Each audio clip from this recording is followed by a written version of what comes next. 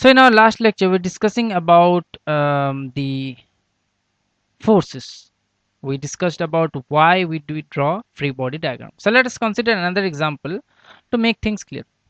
Consider a force of 14 Newton is acted on 1 kg mass. I mean the 14 Newton force is pulling the 1 kg mass. If there were no 4 kg and 2 kg attached to 1 kg mass, if there were no 4 kg and 2 kg attached to 1 kg mass, then this 14 Newton force acting on the 1 kg mass would have caused this 1 kg mass to move with an acceleration of 14 meter per second square. But unfortunately, this 1 kg mass is not alone. It is tied with two other masses, 2 kg and 4 kg. So the actual acceleration is not 14 meter per second square, but the actual acceleration will be something different, because this 14 Newton force no doubt is acting on the 1 kg mass, but since 1 kg is again connected to two more mass, so this 14 Newton force is actually acting on all these masses. So what is the actual acceleration? So the 14 is the force, and what is the total mass on which the 14 Newton is acting? It is 4 plus 2 plus 1, so it is 7. So what do we have here? We have a mass of 7, and then the acceleration we need to find. So A is the actual acceleration. So what is the actual acceleration? The actual acceleration is 2 meter per second square. So 1 kg wants to move at 14 meter per second square, but the presence of the 4 kg and 2 kg is causing the 1 kg to move with 2 meter per second square. Not only the 1 kg is moving with 2 meter per second square acceleration, but all those masses which are connected to 1 kg, the 2 kg mass is also bound to move at acceleration 2 meter per second square, and the 4 kg mass is also bound to move with an acceleration of 2 meter per second square. Agreed? So instead of 14 meter per second square, now the entire motion is 2 meter per second square. Now, who is the main reason behind this 2 meter per second square acceleration? The main reason is the presence of 2 kg and 4 kg. Now, how to put the information of the presence of 2 kg and 4 kg?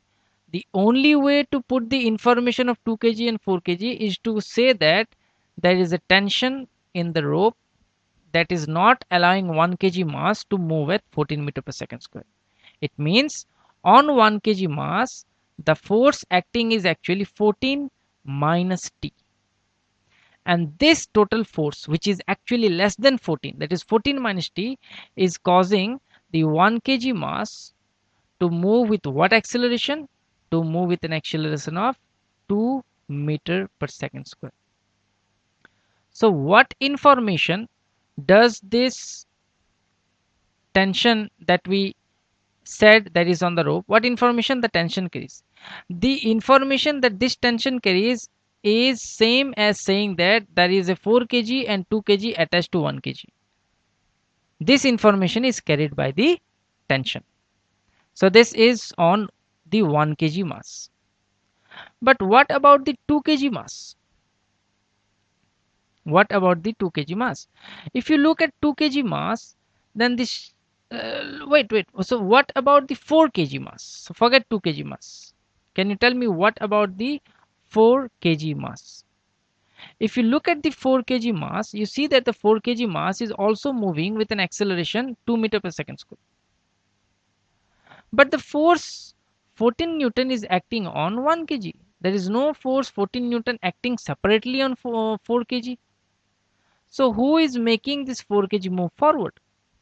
The only way to explain the 4 kg is moving forward, which is true, is to write there is some tension in the string T, and this tension is pushing the 4 kg forward.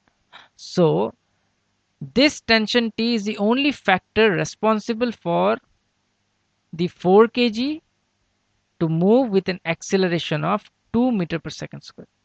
The tension. See, the tension in the entire rope has to be same, or else unnecessarily there will be an extra, you can say, problem, or the rope might break. So it's not that it has to be same always. In this case, the tensions will be different. On the 4 kg mass, for example, the tension on the 4 kg mass is T1. So there is a tension T1 acting between 4 kg and 2 kg. Okay, so if a T1 is acting towards right, you have to make a T1 acting towards left. By Newton's third law, total force has to be 0. Agreed? Because the rope is not moving. It's bad to say. The total force has to be 0. So if you say there is there is some tension, so instead of T, let me write T2. This T2 is making the 1 kg weight move with an acceleration 2 meter per second square instead of 4 meter per second square. If you are bound to make a T2 going towards left, then you are bound to make a T2 going towards right. If you look at this 2 kg mass, now our analysis goes to 2 kg mass. So if you look at this 2 kg mass, who is causing the 2 kg to move with an acceleration of 2 meter per second square? The main thing that causing the 2 kg move with an acceleration of 2 meter per second square is T2 minus T1. So T2 minus T1 force is the force that is making the 2 kg mass move with an acceleration of 4 meter per second square. So what is the difference between T1 and T2? The difference between T1 and T2 is force. But since you already know the value of T1, then you can easily predict the value of T2, which is 4 plus T1, that is 4 plus what is T1? T1 is 8, so you get a 12 Newton. So what is your T2?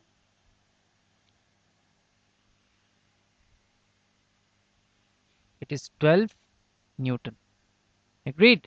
So very cleverly, using very clever arguments, you were actually able to calculate the tension in the rope. Isn't that amazing? The tension in the rope is calculated, so it's difficult to measure this tension, but now by using tricks, by using some laws that we have seen in our motion, in our real life, we were able to predict the tension. So in our last lecture, we were able to even predict the contact forces that act in between. So this is how the entire study of classical mechanics work. You need to figure out who is stopping the complete motion, and the thing that stops the complete motion can only be written down in terms of force. No doubt the 2 kg and 4 kg is making the 1 kg move at 2 meter per second square. They are the hindrance. The 2 kg and the 4 kg attached to 1 kg are the real culprit. But the only way to make this culprit follow the Newton's law is to show them in terms of some force. In this case, we have showed the presence of 2 kg and 4 kg in terms of tension T2. This is how the free body diagram works actually. Find the thing that is actually causing the object to move with less acceleration and represent that thing by a force in the opposite direction. When you in the next lecture we'll look at pulley problems, and we'll do the same thing to give you more clarity on free body diagrams.